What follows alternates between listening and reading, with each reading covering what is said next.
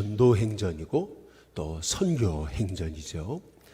우리가 사도행전을 통해서 바울이 이방 땅에 어떻게 복음을 전했나, 어떻게 그 우상으로 가득한 그 땅에 복음을 심었는가라고 하는 그 바울이 하나님께 받은 지혜, 또 어떻게 전도의 문이 열렸는가라고 하는 것을 사도행전을 통해서 보게 되면 너무나 중요한 지혜를 얻게 됩니다. 우리가 지금 함께 읽은 사도행전 이제 19장의 말씀은 사도 바울이 이제 제 3차 전도 여행 중에 에베소에서 그가 일으킨 복음의 역사에 관한 이제 말씀입니다. 근데 오늘 특별히 이 제 3차 전도 여행 에베소에서 그동안 1차, 2차 전도 여행에서 하지 않았던 그러한 전도의 방법을 오늘 우리가 살펴볼 수 이제 있거든요. 이제 그동안은 핍박이 오고 그러면은 바울이 그것이 하나님이 떠나라는 사인인 줄 알고 이제 떠났어요.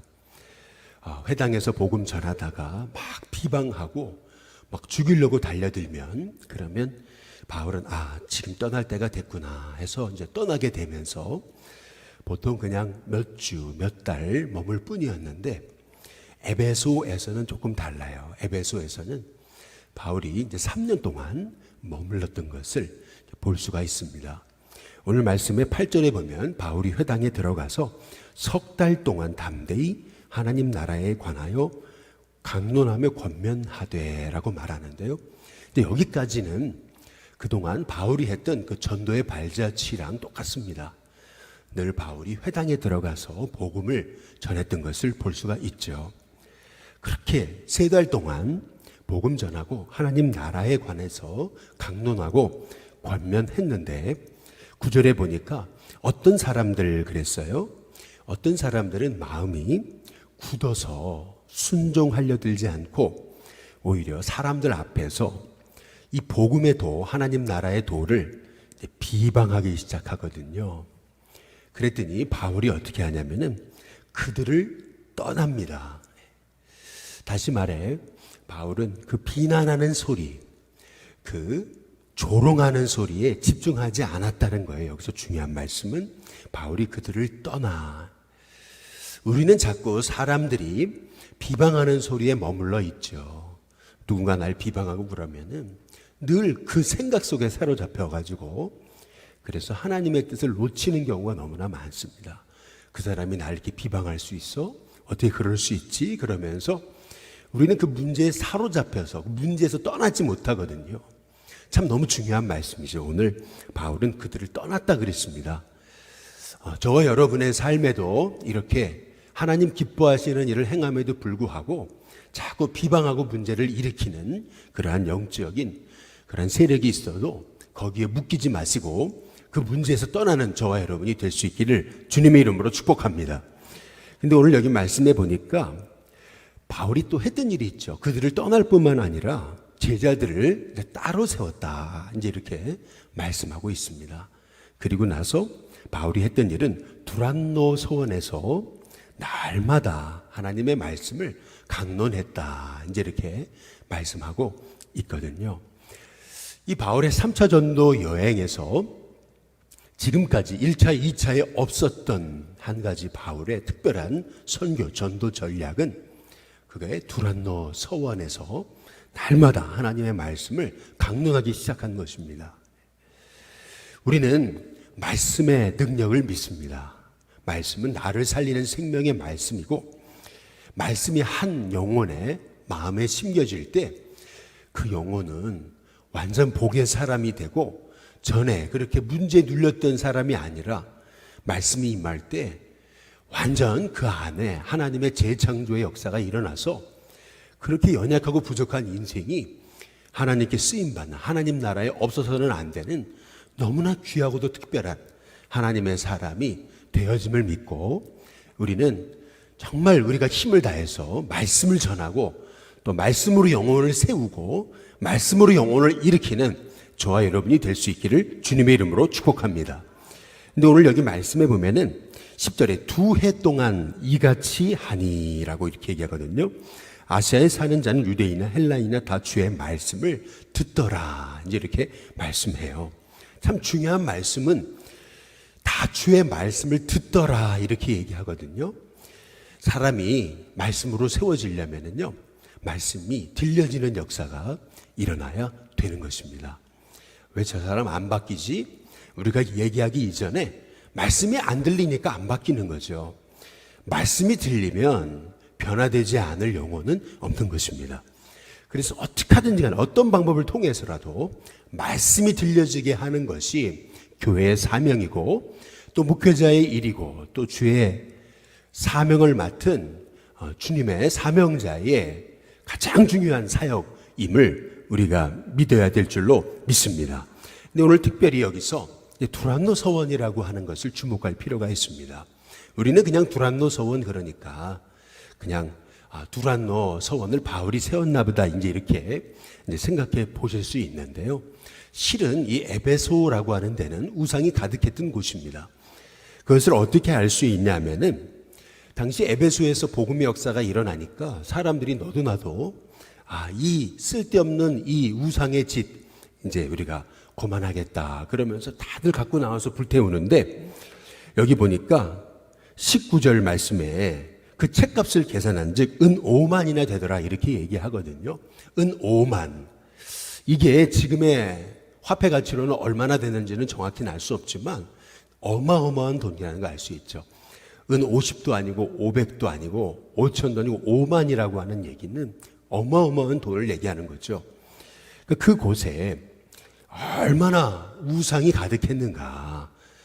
수많은 우상 서적이 그곳에 질비했다라는 것을 알 수 있죠. 이것이 의미하는 것은 뭐냐면 에베소는요 엄청난 우상의 도시 또 이방 철학의 도시였던 것을 볼 수가 있습니다. 당시에 그리스, 헬라, 이 로마 문화권에서는 이렇게 소위 철학자들이 굉장한 대우를 받았던 그러한 곳이었습니다. 그래서 이 티라누스라고 하는 이 사람이요 굉장히 유명한 철학자였는데 이 철학자가 자기의 서원을 세웠던 거죠. 자기 이름으로 말이죠. 바울 서원이 아니고 두란노 서원이라는 것은 이 두란노, 이 티라누스라고 하는 사람이 자기 이름을 가지고 서원을 세운 것입니다. 그래서 서원을 세워놓고 소위 우리식으로 얘기하면은 철학을 공부하는 아카데미인 것을 볼 수 있죠. 그래서 이 두란노가 세운 이 서원이 있었는데 당시에 이 터키에서는 이 당시 낮에는 굉장히 더워요. 이제 그러다 보니까 사람이 새벽같이 일어나서 일을 하고 한 보통 이제 점심시간에 11시부터 예를 들면 한 4시까지는 사람들이 중간에 쉬었다가 다시 이제 해가 조금 지면 그때부터 저녁까지 이제 일을 하는 문화였는데 이제 그런 그 사회적인 문화 속에서 바울이 말이죠. 이 티라노스라고 하는 이 사람이 세운 서원을 빌려가지고 그래서 점심시간에 다시 말하면 다른 사람들이 쉬는 시간에 자고 쉬고 잠깐 이렇게 그 더운 그 무더운 그 열기를 피하는 그러한 시기에 바울은 매일 그곳을 빌려다가 하루도 빼놓지 않고 이제 말씀을 강론했던 것을 오늘 이 말씀이 우리에게 말씀하고 계시는 것입니다. 바울이요 천막 만드는 일을 하면서도 자기가 그 쉬는 시간을 이용해서 사람들을 모아다가 말씀을 전했던 것을 볼 수가 있는 거거든요. 그것을 어떻게 알 수 있냐면은 오늘 여기 12절에 보면은 사람들이요 바울의 손으로 놀라운 능력을 행할 수 있도록 이렇게 합니다. 심지어 사람들이 바울의 몸에서 손수건이나 앞치마를 가져다가 병든 사람에게 얹으면 그 병이 떠나는 역사가 일어나고 귀신이 떠나는 역사가 일어나거든요. 바울이 직접 손으로 터치하니까 병이 낫고 귀신이 떠나는 게 아니고 바울이 쓰던 물품을 가져다가 그 병든 사람에게 얹기만 했는데도 병이 낫고 귀신이 떠나요. 근데 오늘 여기 말씀을 잘 주목해 보시면 재미난 거죠. 바울이 쓰던 책, 바울이 쓰던 펜 이런 게 아니고요. 오늘 여기 보면은 바울이 쓰던 손수건, 그건 이해가 돼요. 그런데 그 다음 뭐라 하냐면 앞치마래요. 앞치마. 바울이 쓰던 앞치마. 예. 이것이 의미하는 게 뭡니까? 예. 바울이요, 늘 천막 만드는 일 하면서요, 앞치마 두르고 천막 만들다가 중간에 이제 쉬는 시간에 달려와가지고 사람들을 모아놓고 말씀 전하고 했던 것을 우리가 짐작해 볼 수가 있는 거죠.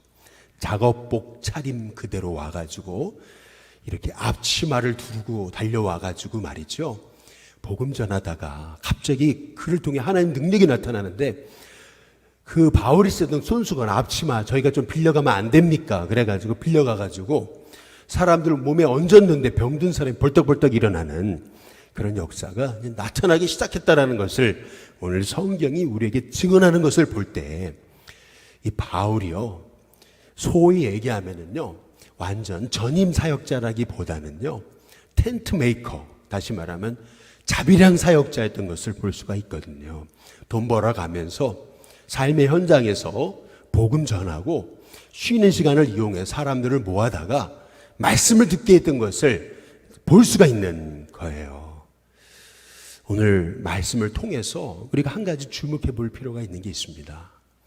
우리는 시간이 없다고 그러잖아요. 그런데 오히려 바울은 그 쉬는 시간을 이용해서 사람들을 모아다가, 그 사람들도 쉬는 시간 아니겠어요? 그 쉬는 시간을 이용해서 사람들을 모아다가 말씀을 들었던 것이거든요. 소위 이제 이런 거죠. 과거에 이렇게 뭐 중국 땅이나 아니면은 러시아 땅에 공산문화학고 안에서 그 어려운 중에도 이제 복음을 받아들였던 그리스도인들이 있는 거거든요. 낮에는 그렇게 그냥 노동을 하잖아요. 집단 노동을 하는데, 그리고 나서 집에 와가지고 얼마나 피곤하겠어요? 그러면 다들 누워 자기 바쁘죠. 그런데 그리스도인들은요, 집에 와가지고 그 이불을 뒤집어 쓰고 말이에요, 하나님 말씀을 하나도 더 배워보고 들어보겠다고 말이죠. 그렇게 라디오를 틀어놓고 말씀을 듣기도 하고 또 성경 말씀을 펴놓고 읽기도 하고 그렇게 해가지고 은혜 받아가지고 그래서 믿음의 공동체를 일으키고 세웠던 그런 것이 기독교의 역사이거든요. 초대교회도 똑같습니다. 초대교회의 대부분의 교회 구성원은 많은 사람들이 노예들이었던 거거든요. 그 노예, 천대받던 노예들이 바울의 손을 통해서 복음을 듣기 시작하고, 복음을 받았던 노예들이 은혜 받기 시작해서 그 로마를 바꿔 나가는 건데, 그러면 그들이 언제 말씀을 들었겠냐는 거죠. 주인이 쉬는 시간, 주인이 일하는 시간까지 빼가지고 말씀 들으라고 하겠습니까? 아니죠. 쉬는 시간, 그 쉬는 시간을 이용해서, 다 자는 시간, 그 시간을 이용해서 그들은 달려가서 말씀을 받고, 바울도 앞치마를 두른 채로 달려와가지고 말씀을 전하고, 그러면서 은혜가 일어나기 시작하는데, 오늘 여기 말씀해 보니까 아시아에 사는 자는 유대인이나 헬라인이나 다 주의 말씀을 듣잖아요. 그랬더니 11절에 하나님이 바울의 손으로 놀라운 능력을 행하게 하셨던 것을 볼 수가 있어요. 오늘 말씀에서 우리가 주목할 것은, 하나님 말씀이 이 두란노 서원에서 2년 동안 선포되기 시작할 때, 그때 하나님의 능력과 기적의 역사가 나타날 뿐만 아니라 수많은 죽어가는 영혼이 세워지는 역사가 일어나면서 바울에게 놀라운 능력이 임하니까요, 우리도 한번 따라해볼까? 그래가지고 그 바울 흉내내던 그 유대인의 소위 제사장, 유대인의 마술사들이 바울이 전하는 그 예수의 이름으로 이 귀신아 나가라, 이제 그렇게 해보거든요. 시험 삼아서. 그러니까 귀신 들린 사람이 넌 누군데? 이제 이러면서 눈을 부릅뜨면서, 바울도 알고 예수님도 아는데 넌 누구냐? 그러면서 달려들어가지고 이 스게와의 이 7 아들한테 달려드는데, 갑자기 이 스게와의 7 아들이요, 이 귀신을 당해내지 못하니까 귀신에게 완전히 붙잡혀가지고 이리 뜯기고 저리 뜯기고 막 온몸에 상처가 나고, 그리고 나서 완전히 옷이 빨가 벗겨져가지고 도망치거든요. 괜히 복음을 흉내내서 돈 벌어보려고 그러다가 말이죠.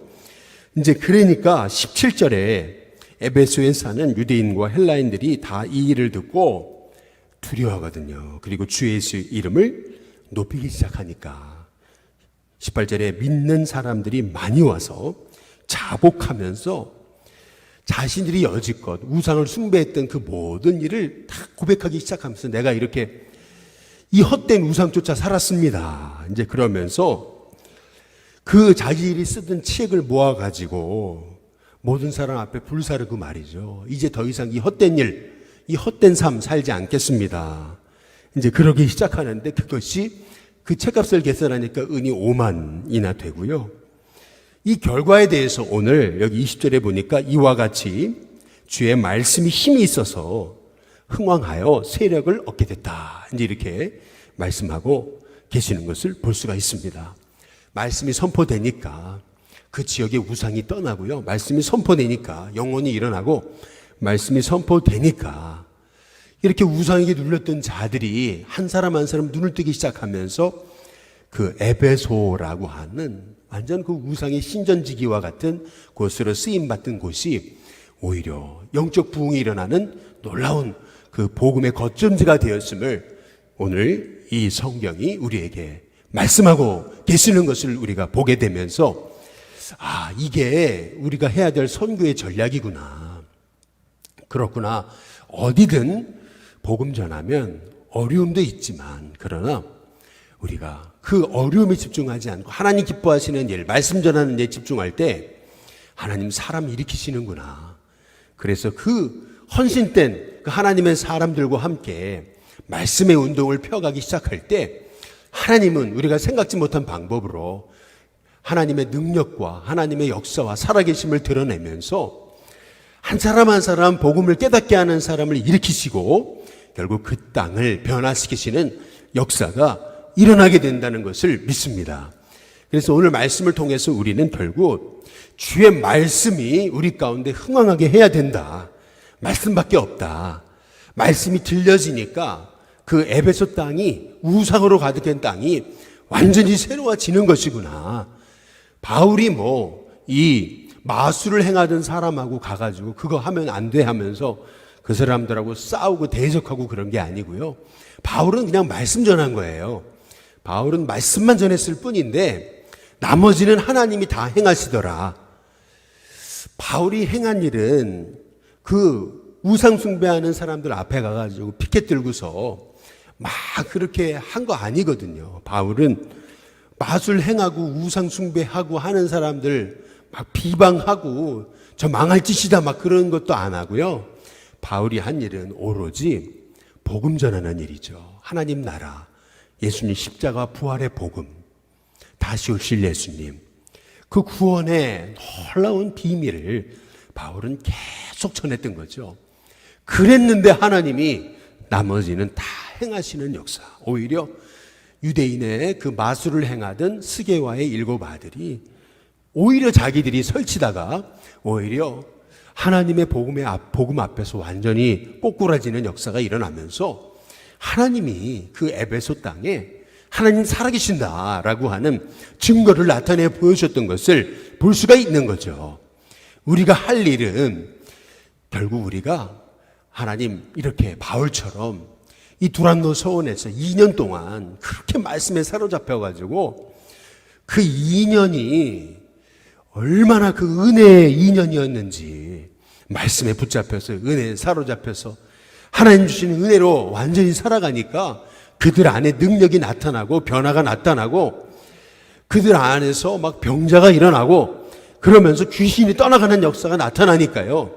그러니까 사람들이 눈이 휘둥그레져 가지고 이런 일도 다 있네 이러면서 말이죠. 그러니까 그 마술을 행하던 사람들은 오히려 귀신한테 사로잡혀 버리고 아무 일도 안 하는 것 같은 그 바울이 말씀 전할 때 막 그들 안에서 놀라운 역사 일어나고 귀신 떠나고 그러니까 거기에서 진정한 복음의 비밀을 알게 되고 그러면서 그 땅에 주의 말씀이 힘이 있어 세력을 얻으면서 결국 그 말씀의 능력으로 그 땅이 흥왕하여지고 복음으로 변화받는 역사가 일어났던 것처럼 결국에는 복음, 선교, 전도는 말씀이 들려지고 말씀이 선포되고 말씀이 우리 가운데서 세워지는 역사가 일어나야 된다는 사실을 믿습니다.